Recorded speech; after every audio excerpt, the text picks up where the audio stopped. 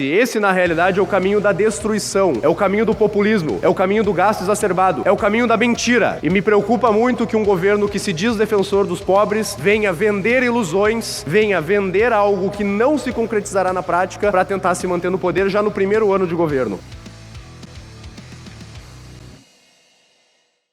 Faço questão de manifestar hoje, presidente, por uma preocupação sobre os rumos do nosso país. Eu acredito que o governo Lula nem começou e já está se esforçando para quebrar novamente o nosso país. O receio que eu tenho é que nós estejamos adentrando novamente não um governo Lula 3, mas um governo Dilma 3. E por que eu digo isso? A chamada agora PEC de transição, que antes era chamada de PEC kamikaze e que eu particularmente estou chamando de PEC Argentina, está colocando fora do teto de gastos uma quantidade gigantesca de recursos. São cerca de 200 bilhões de reais que estão sendo destinados agora a gastos além daquilo que o governo federal pode bancar. E eu digo com muita clareza e muita tranquilidade, senhor presidente, assim como o próprio economista membro da equipe do Lula, o Pércio Arida, que não existe responsabilidade social sem responsabilidade fiscal.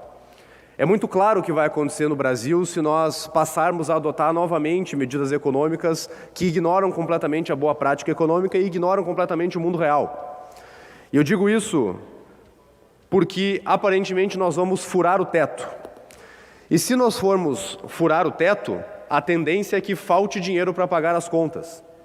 Quando falta dinheiro para pagar as contas, o governo federal acaba se vendo obrigado a tomar empréstimos para pagar aqueles recursos que devem ser destinados e alocados, nesse caso, a programas sociais. Quando o governo federal toma mais empréstimos, é evidente que nós temos mais dinheiro imediato na economia e isso gera um aumento de consumo, de forma artificial. Da mesma forma como um cidadão gasta o seu recurso no cartão de crédito.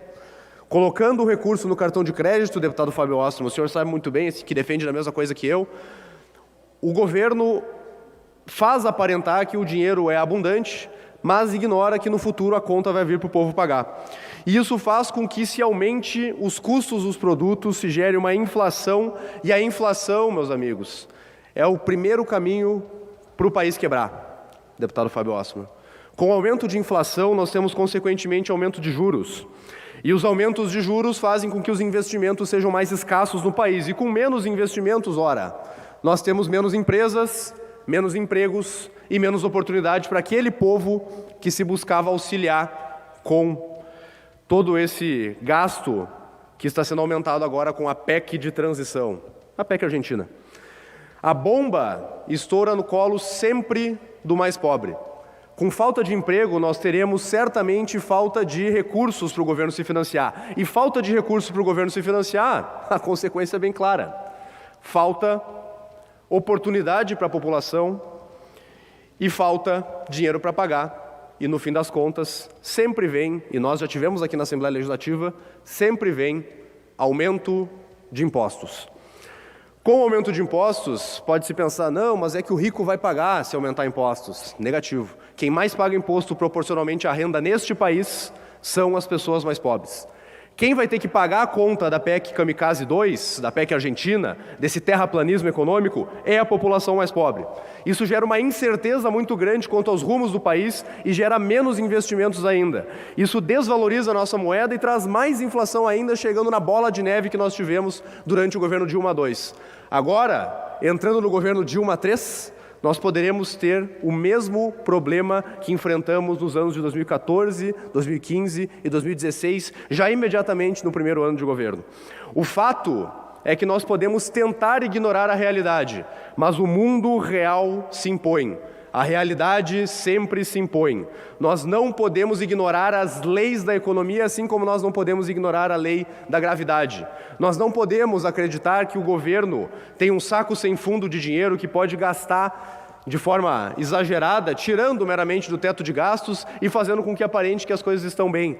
Não estão. O caminho não é esse. Esse, na realidade, é o caminho da destruição, é o caminho do populismo, é o caminho do gasto exacerbado, é o caminho da mentira. E me preocupa muito que um governo que se diz defensor dos pobres venha vender ilusões, venha vender algo que não se concretizará na prática para tentar se manter no poder já no primeiro ano de governo. Negacionismo econômico, terraplanismo fiscal. Esses são os primeiros momentos do futuro governo Lula, do futuro governo Dilma III, que pode estar já imediatamente colocando o nosso país de volta ao rumo da quebradeira, de volta ao rumo da destruição fiscal e de volta ao rumo da mentira. Vejam só, durante a campanha se prometeu cervejinha e picanha, agora se diz que era meramente uma metáfora.